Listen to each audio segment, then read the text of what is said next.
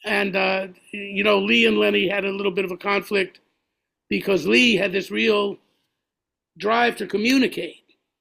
And when he got with Stan Kenton's band, even though Lenny was totally against that, Lee liked the idea. Well, he got to play with Bird. They did some things together with Kenton.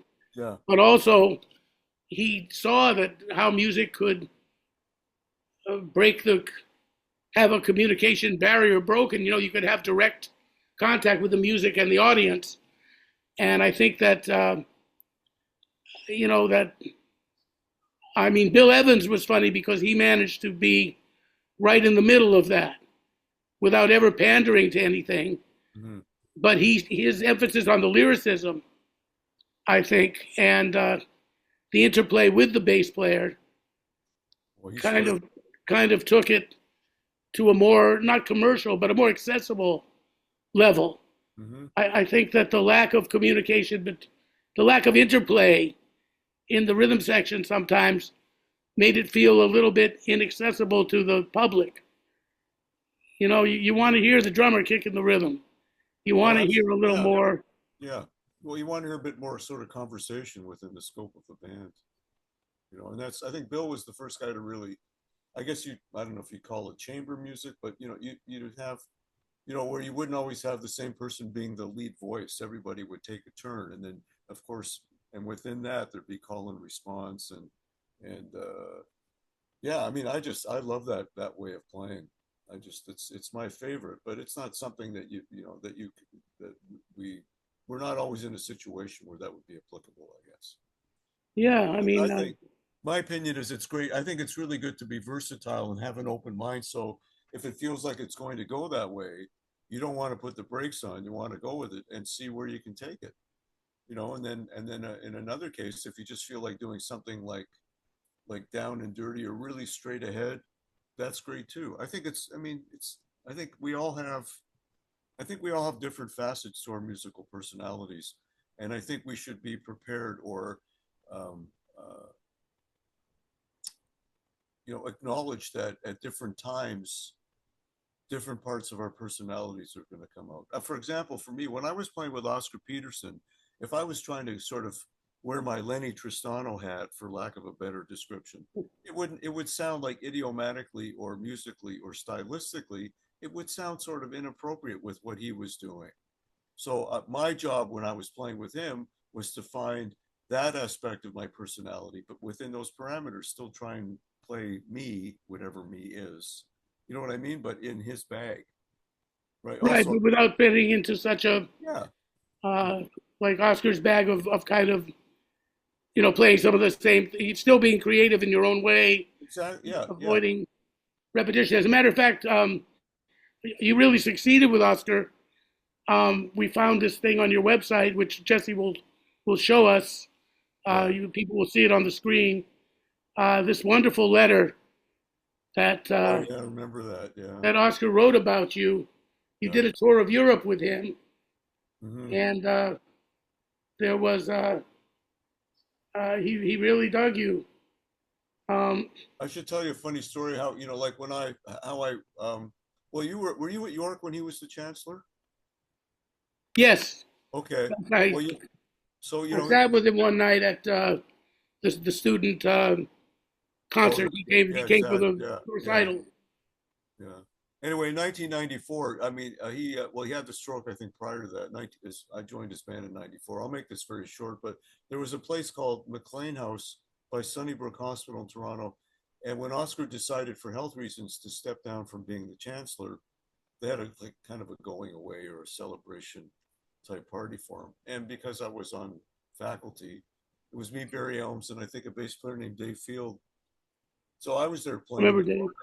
Yeah, and anyway, Oscar came over. He was in his wheelchair because he had bad knees and couldn't walk very well. But anyway, he came over. We chatted for a minute. Hadn't seen him in a while. And then he said, he just came over and he said, "What are you doing this summer?" And I said, "Not much." He says, "Do you want to go to Europe?" I said, "Sure." And then the second question he said to me was, "Do you have a tuxedo?" I said, "Yeah."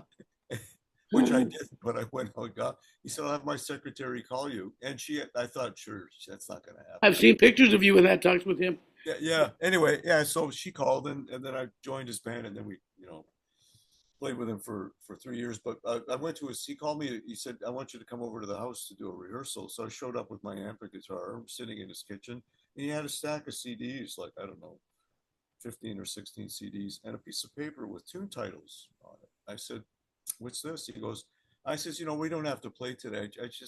I notated the tunes on the CDs I'd like you to learn."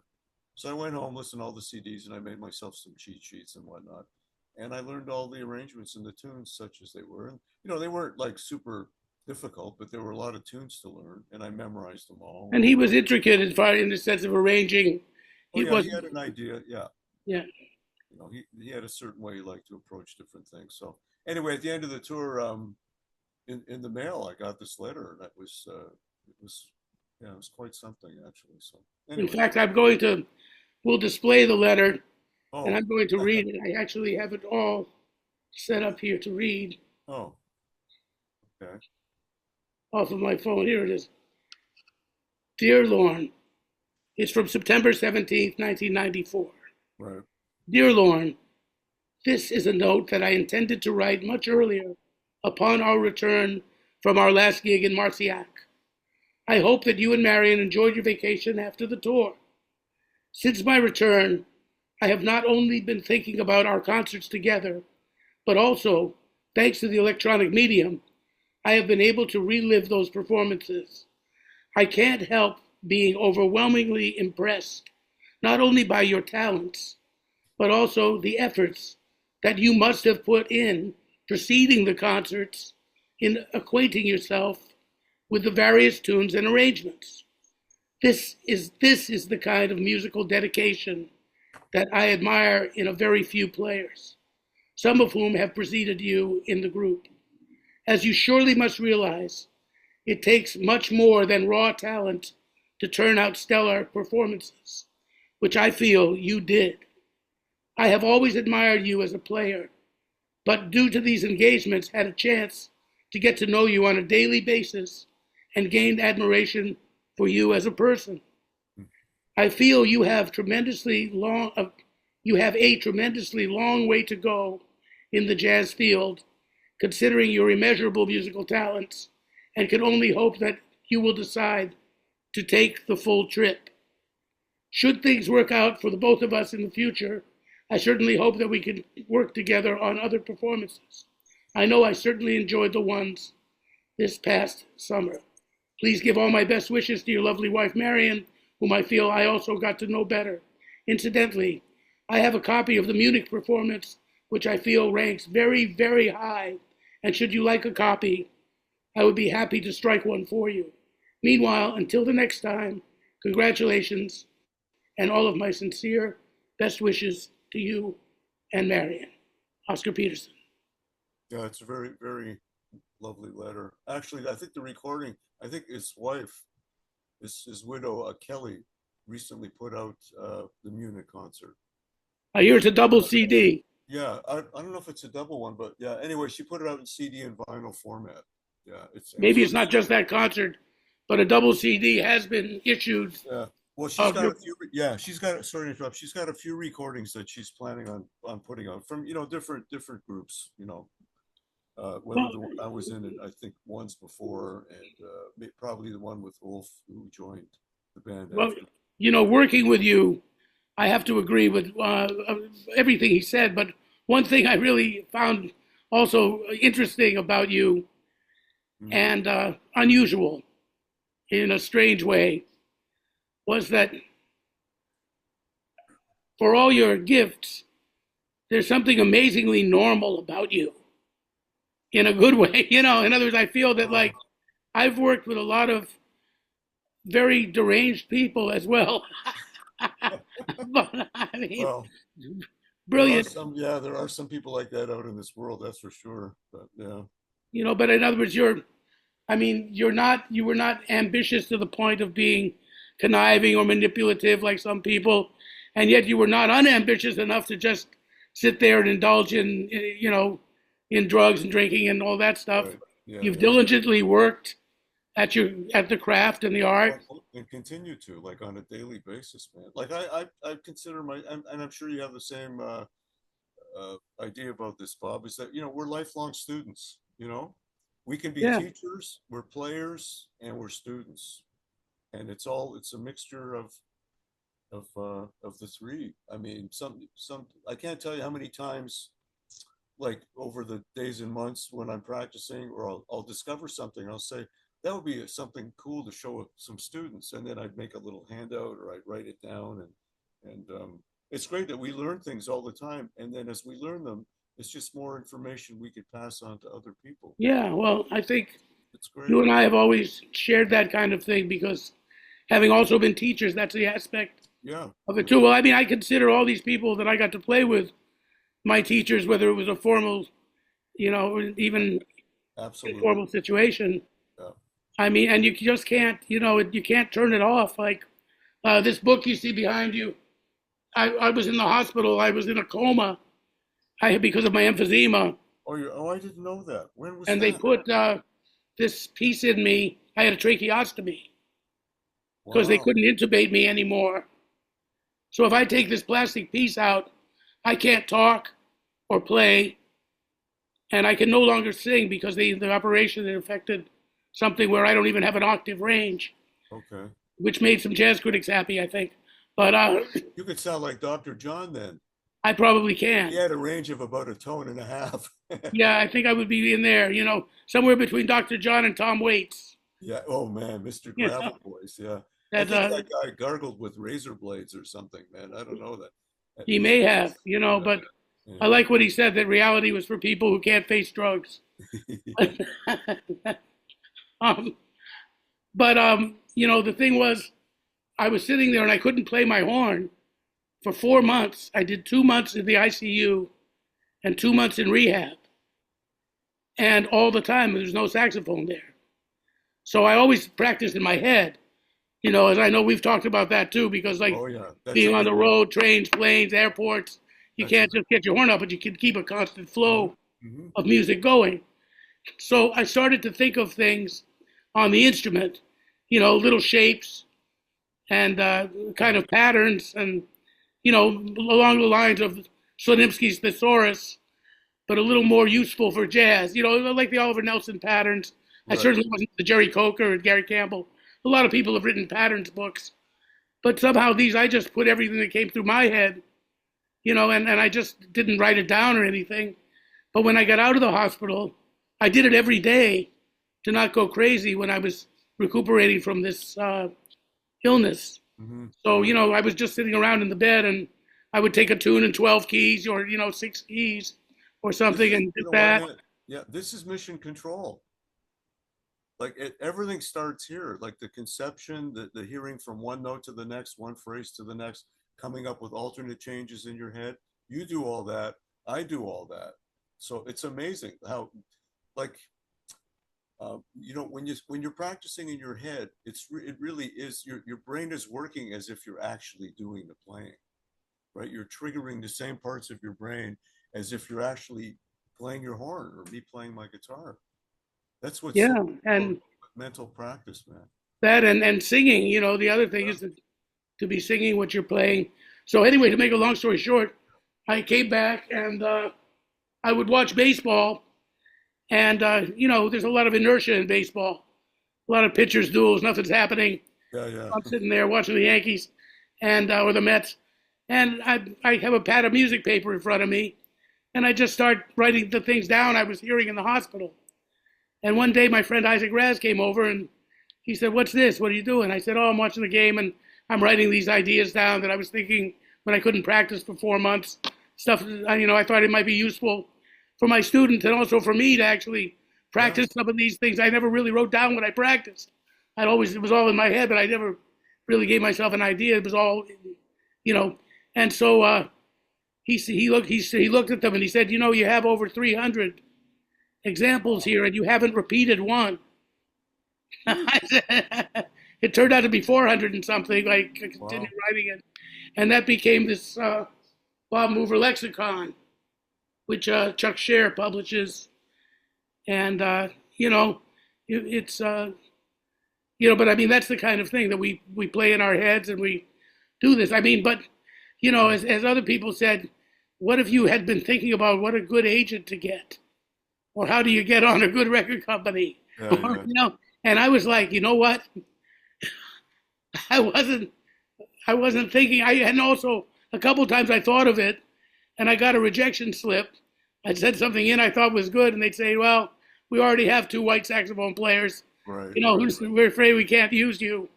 And that rejection would send me back. It would be 5 years till I sent something else out.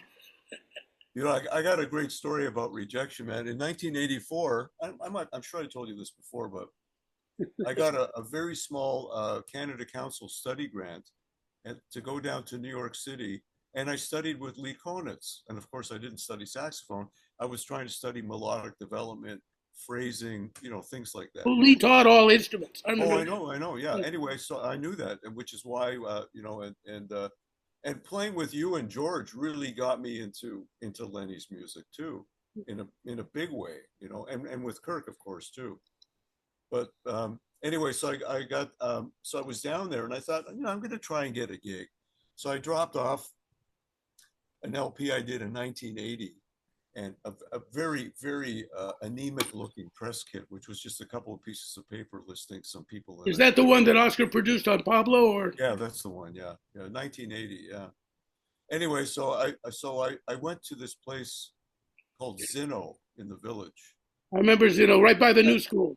yeah, it was just like a fancy Italian restaurant, and I think I heard Tal Farlow there one time, and a few other people. I can't remember who else. Yeah, Anyway, it had I good dropped people. some. Yeah, no, it was a cool place. So I went in and I dropped off this LP, at the bar, and they got it to the appropriate authorities there. So I waited a couple of weeks, and I phoned them and I said, "Hi, my name's Lorne Lofsky. I dropped off this press kit," and they said, "Well, here, let me look around." And in the background on the phone, it sounds like they're rummaging through a waste can or something. They said, "Oh yeah, I found this stuff here." So they said, "So we see you play with a couple of people there." I said, "Yeah," and I hate blowing my own horn, if you know what I mean, like telling people, you should hire me. I hate that shit. I hate it too. I just can't. I can't But deal we, with it. but we should not have hated it. Sometimes I No, I think. know. Yeah, I know. But Yeah, I'm just not cut from that cloth. yeah. And on social media, I mean, I advertise gigs because it's a necessary evil. But I don't post videos of myself playing and various other things. I'm just not Well, into. I know what you mean. I grew up thinking that it's other people that have to say the good things about you, not Well, you. yeah, yeah. But anyway, so they said, well, who would you play with if you played at Zinno? So I said, well, I know a great local bass player, Ron McClure, and I named a couple of other people and stuff like that. And then they said, well, we have this policy here. And I said, well, what's that? And they said, well, we don't hire anybody that hasn't played here before. Catch 22, man. Yeah, exactly. Right. That's So, and I'm usually, 23. yeah, That's yeah, catch and a 23. half. So I'm usually pretty good with comeback lines, but anyway, it just stonewalled me. So I just went, oh, okay. And I hung up the phone. And then I just broke out laughing. I said, man, that's the greatest brush off line I've ever heard for a gig. So I never get tired of telling that story. That's They a good don't hire story. anybody that hasn't played here before. We don't have Okay. anybody who. Let's talk a little bit about Lee. What was your experience studying with Lee like? You got any? Did you work with him at all? And No, no, no, I didn't. Toronto? No, Did you? no, Because he got in Petrich a lot. I know. yeah, I went to his, I think I can't try to remember if he had a teaching studio. I mean, I went to his apartment. It was right around the corner from where I was staying. On 86th. I think I was, what street was he on? He was on 86th Yeah, I was at West near Central 87th Park. and Columbus. Yeah, He was right around the corner from he was there. Yeah, between Columbus and Central Park. yeah, Yeah. yeah, yeah. So anyway, I went to his place and I had about 4 or 5 lessons over about 2.5, 3 months. And we played a little bit, and we were just.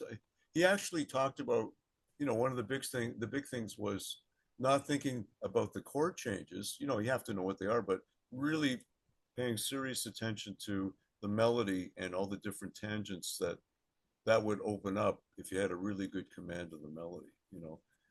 And he actually even had me sing. He had me learn phrasing. We talked about different types of phrasing, And one of the assignments he gave me was learning to sing a standard. So I learned to sing along with Tony Bennett on Young and Foolish from the duo album they did. And here I'm standing there in front of him with the lesson. I'm going, yeah, I just say, and foolish. with the verse. Yeah, yeah. Although, well, actually, you know what? On the verse is beautiful, but they didn't. Bill didn't play the verse, and he on the one. There's some outtakes where Tony sings the verse, but on Yeah, the that's what I heard. yeah, yeah, but on the one that they officially came out on the record, because Huh. there's no, he doesn't sing the verse. Interesting. You just hear young, and Young and Jewish. yeah, hung Why and is it Jewish, wrong to yeah, me? Yeah. yeah. Anyway, so that was I'll never forget that. He had me sing along with that, but it was really enlightening. I remember sitting back in the apartment and playing on Round Midnight and just playing off the melody. And I came up with some ideas on it that were so different for me. Did he call that or did you call that? No, this was after lesson. I was back in the Oh, apartment back just woodshedding where I was staying, and I thought, well, and I just would play on a couple tunes, and I started approaching them from a very different perspective. In that I was thinking really about the melody and twisting and turning the melody and using that as the sort of the point of departure, much more than like guide tones, chord tones, neighbor notes. vertical approach. Yeah, yeah, broken up arpeggios, yada yada yada. Music school stuff, which is all useful too if it's used in a open-minded way. It's absolutely essential, but depends on how it's taught and how it's absorbed, of course, too. Yeah, But well, I mean, I find that the visceral approach. I'm writing a book now. I mean, an actual, you might call it instruction book, at least yeah, my theory of how to learn to play this music, and I'm calling it Serious Fun, Developing a True Jazz Conception. hmm, And I think what I'm really stressing, and some of that comes from my association with Lee, and I took one lesson with Lenny and Chet Baker and Zoot and Stan Getz, knowing people that didn't know conventional harmony. they're all ear players. Yeah, They were ear players, but I mean, I thought Mulligan put it very well when he said about Chet. He said, Chet knows everything about chords except their names. did Chet have perfect pitch? No, Okay, but he obviously had a really great ear, he obviously. had perfect pitch on the instrument, but, he didn't get bugged. The reason I think that he didn't have perfect pitch was that when we played a place that the piano was out of tune, it didn't bother him. People I know with perfect pitch, when the piano's not in tune, and they Oh, can I get know. pretty Yeah, funky, get really, or maybe he just didn't complain about it. yeah. But I mean, any note you played, he could play without having played the instrument. But I don't have perfect pitch, but I can do that I, too. You just, yeah. I think after you Well, play for a while, you do that. Now, you had an experience playing with Chet as well, didn't you? I did. Yeah, I played with him at Bourbon Street in Toronto twice for 2 weeks, and then I played with him in at Sam Noto's club in Buffalo. There was a Um, very funky club that Sam had called. Well, he had a club years before called the Renaissance, and that opened and closed. And then he opened up the Renaissance too, and it was a Art great. Frank had a tape of some of that gig. Yeah, yeah. Well, that was Was actually put out. It was a WEBR radio broadcast that then they put out or was put out on, I guess, Chet and Carol Baker Records or something like that. We never got a dime for the broadcast. It was just this thing we did, and they set up some mics and was Sal Nistico on some of that? yeah, Sal Nistico, a Toronto bass player named Chris Connor, as not to Not the confuse it, singer. no, and Art Frank and Sal was a terrific player. I didn't really know him very well. He didn't talk much when we were hanging at the bar. Great player though. Yeah, Sal was. I got some stories about Sal. I'll tell you Bet you someday. do. Yeah, yeah. He was. Anyway, we did. But so sorry to interrupt. But Chet comes to Buffalo without any horns. Oh, I've seen that act. Oh, Yeah. yeah, yes. And Sam's there going, "Oh my God!" And so we had to give him his trumpet and flugelhorn. And at the end of during the last tune of the last set of the 3 nights, Sam was sort of like walking back and forth in front of the bandstand, like kind of a running back on a football team, because he didn't want Chet to go out the back door and pawn his horns and That's buy a bunch of funny. dope. Yeah, I mean, Chet sounded great, but Sam was a little bit worried about having to lend him his horns. Yeah, he I know. I yeah, heard he some stories from Ruth Young, his Chet's ex, that I met at Bourbon Street and got to know pretty well when I lived in New York at that time. And she told me some strange stories about Chet when they lived in their apartment down there. So, did she tell you how he stole her piano? oh yeah, oh yeah, and he would burgle the place from time to time. She'd come home and there'd be nothing there, and he'd come in like a few hours later, really high, and he'd say, "Man, like what happened?" Like it was obvious he took everything, he pawned it, he went out, got a bunch of dope, got completely messed up, and then he comes back to the apartment and like they had to start all. She had to start all over again. And so she was with him for so many years. She told me so many stories though about him. She's a sweet lady. She's in pretty rough shape now. She's somewhere down in Florida, Jupiter, Florida, or somewhere, and she's got some major health issues. Yeah, I lost contact with her because there was I couldn't deal with the neediness after a while. It's just very I know, difficult. yeah, I know. She's very sweet though, and she just, she had some bad breaks, but like being with Chet all those years, I mean, for a while, I guess things were good, but like once a junkie, always a junkie, unfortunately. Yeah, and yeah, he did have. There was a thing with women in general. He loved women, but he was. I was talking with Hal Galper this week Oh yeah. about a mutual friend of ours, a great bass player named Charlie LaChapelle, and Charlie was a wonderful musician, and he was psychologically, well, kind of a mess. And as we were talking, I remember what somebody said once. I said, well, did you ever meet his mother? Because I had met his mother. Right. One time I went to Rhode Island where he was from. He said, listen, I was in Boston. He said, let's go visit my mom. I said, okay. We'll have some good seafood in Rhode Island. Sounds good. So we went up there, and within an hour or two, Charlie's demons were all very clear to me where they had come from. You saw the origins of the demons, so to I speak. saw the origins of them. And with Chet, we would talk because we were on the road a lot together, sometimes just the two of us traveling hours on a train. And Chet would talk about his childhood, and and he had the same type of ambivalence with his mother that many of us had. And I said to Hal, as somebody once said, if it's not one thing, it's your mother. Oh, I've never heard that. Fantastic. I love that. I got to remember that, man.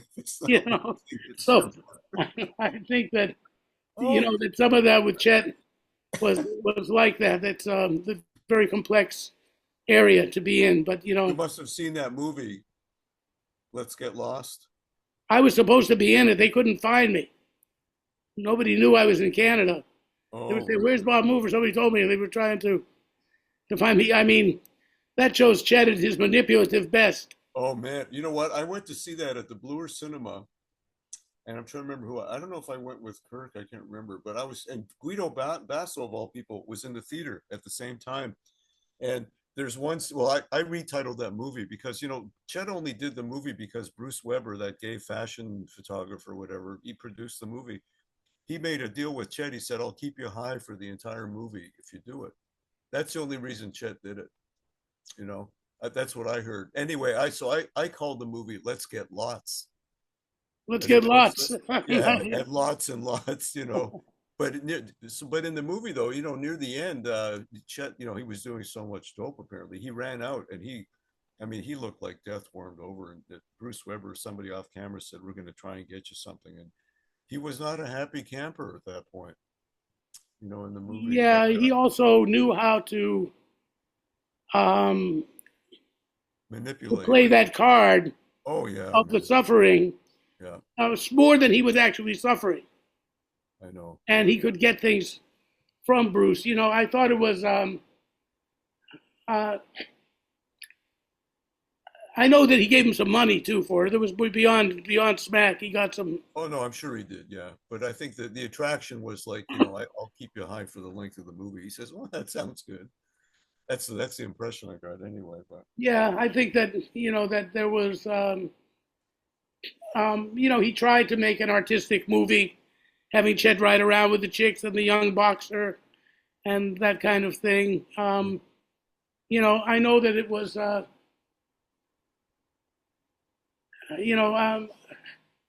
Yeah, it was what it was, and it certainly, gave Chet a certain legacy. It helped with that kind uh, of notoriety for him. well, it certainly cemented that. I played at a tribute for Chet at the Lula Lounge. This is many years ago, and his son Paul Baker was there. Yeah. It was kind of sad. Paul was there trying to sell T-shirts and CDs, and because Chet never gave any money to his kids. No, I used to, babysit the kids sometimes. I mean, when one time Chet had a gig and he went out, he was going to take Carol somewhere because he was trying to divide his life between Carol and Ruth. He had the both of the women and was trying to appease the situation. So he said, "Listen, there's a gig and and I'd bring you to play it with me." He says, "But I think I really need you this weekend to watch my kids while I go to New Hampshire. So can they stay at your pad in the village?" So the three kids, Dean, who was the oldest, he was about 11 at the time. Melissa was about 10 or 9. Mm-hmm. And then Paul was about 7 or 8. Mm-hmm. Stayed at my place for the weekend there. And this is what happened. That's the funny part of the story, is we were walking in the village. I took him down 8th Street for a nice little walk by an ice cream cone and, be the uncle. And there was this gypsy with a dog. Right. And the dog was wrapped up in like a basket and a blanket. And the dog was a puppy, a pretty big puppy. But nevertheless, she said, "This dog is going to die unless somebody can buy this dog, because I don't have any money to feed the dog. And, nobody wants him. And, I don't know what to do." She just stopped me. She saw me with the 3 kids. And, "Mister, would you buy this dog from me for $10? And $5 or whatever it was." And the kids were like, "Oh," Dean loved all kinds of animals. He had everything. He had anything he found in the woods came home with Chet. He was very scientifically minded, and so the kids were like, "Oh, please, Bob, please, can we have a dog? Daddy and Mommy said we could get a dog sometime." And I'm like, "Okay, why not?" So we adopted the dog, and they came back from their weekend, and I said, "Hey, Chet, Carol, by the way, meet your new dog." Oh, you must have been thrilled. And they were thrilled. The other thing was they could barely feed the kids. I know. And this dog had a tremendous appetite. It turned out to be a huge dog. Oh, and they finally sent it out to Oklahoma to live with Chet's mother, I think is what happened to the dog. But, the dog had, they told me, Chet says, "This damn dog is eating me out of house and home. I can barely feed my kids and you bought me this dog. What'd you do that for?" So, but he laughed about it. Yeah. We had a good rapport about it. Yeah. Well, you could say now that I could use that expression about you, but Bob's their uncle. Bob's your uncle. There you go. Bob's their uncle. Yeah. Bob's their uncle. Anyway, yeah, well, there was that that aspect of things, and they, he did send money home. Sometimes he tried as Well, that's good, because the impression I got from the movie was that there was a very short clip where one of the boys said, "Oh yeah, by the way, Dad, if you ever want to send some money home, hint, hint, that would be fantastic." Yeah, Paul said that. He said, "Send us some money." And Paul is very, from what Art Frank told me, he wanted to put out some of that music that you guys made, and he's got some stuff that I did with Chet, with Harold Danko and some with Cameron Brown from years before. But Paul didn't want any of it coming out unless he was going to get he wanted just, there was something with money. Yeah. So that was the problem. There was a tribute to Chet in Toronto a few years ago too. I mean, with Herb Geller, they brought Herb Oh, Geller okay. in, and Hal Galper and Danko and me.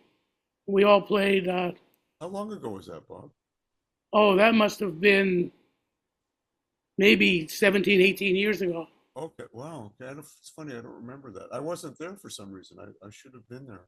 Just Yes, some guy produced it, an Indian guy. But so when you were in Toronto, I mean, who else came through? You've got some nice memories of some cats you got to play with. Did you oh play with Art God, Farmer up there? no, but I when first was on the scene, there's there was George's Spaghetti House, and then the other place for the international people that came through with usually with local rhythm sections. That was Bourbon Street. That's where I played with Chet. I played there with like so I kept thinking like why are they calling me? Like I'm this young kid that knows about 35 tunes, and I wound How up old having were you? You were in your early 20s at the time?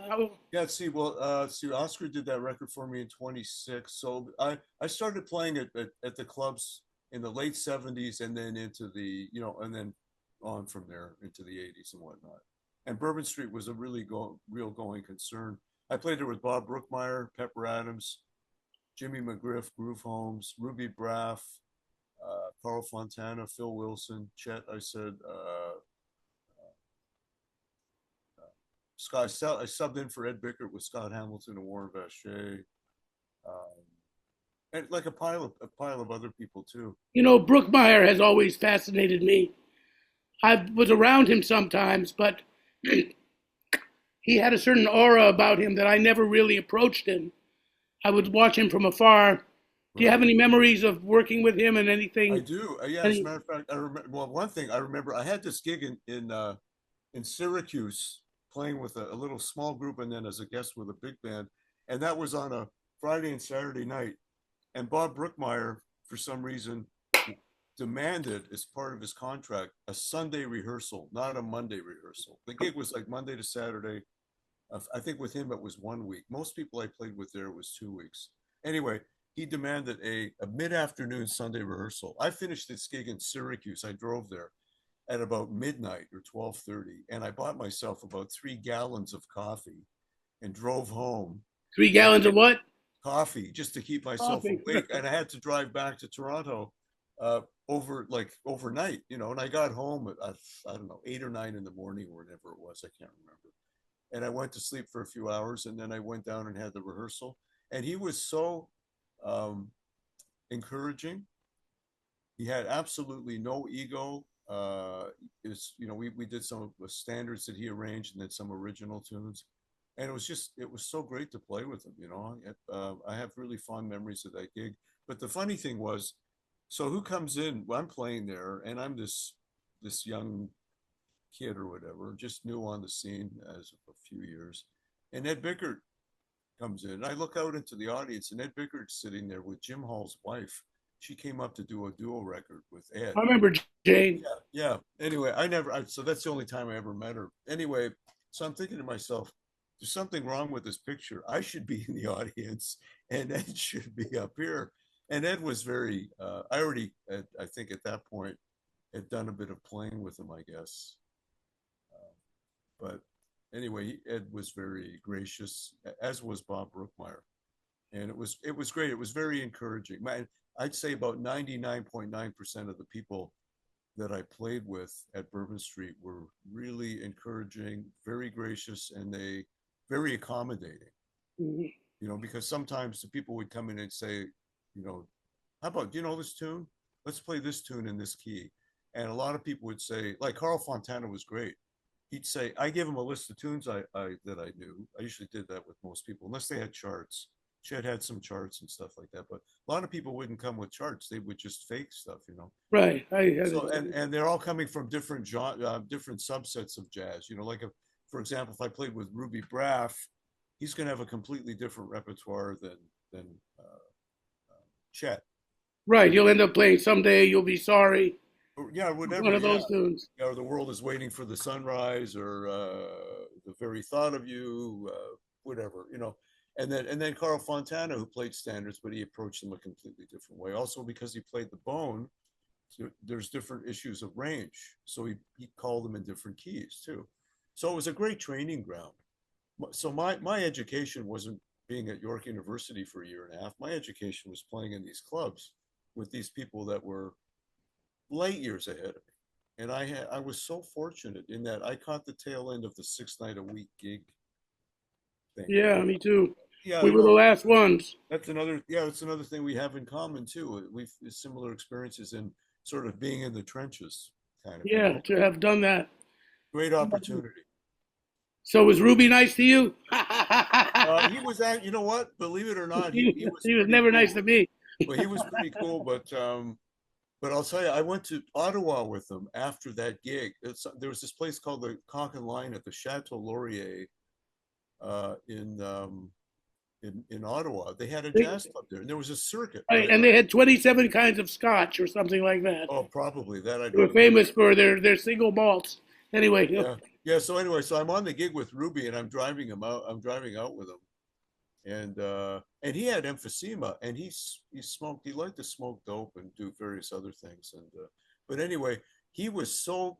Remember, I went for breakfast with him in the restaurant at the hotel, and man, he was so salty though.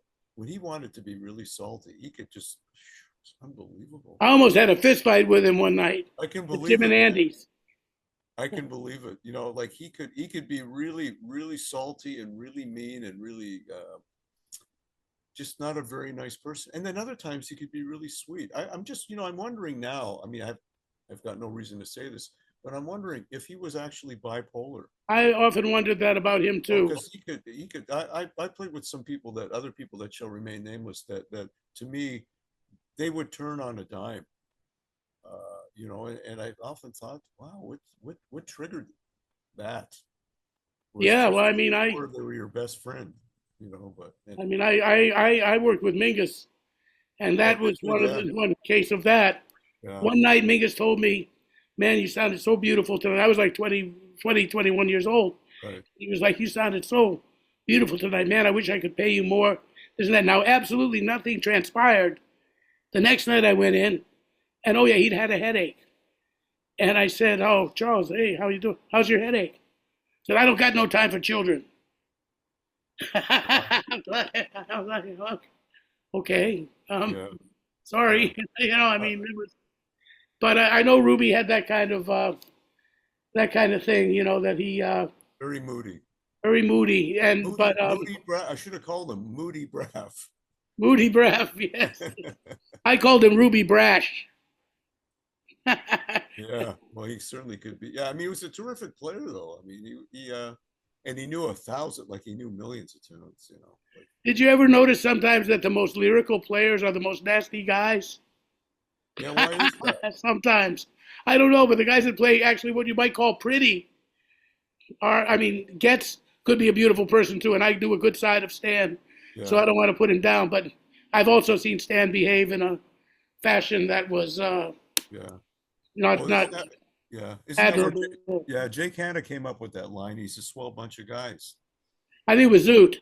Oh, was it? Oh, yeah. Okay. Jake would quote it. Okay. But Jake used to like to announce it too. Now we're gonna play the Woodchopper's Other Ball. Yeah, but anyway, getting back to that's like, I learned to play by being dragged along by players that were just like in the trenches for years before me. Well, you mentioned smoking, and I was thinking, or Ruby and this and that.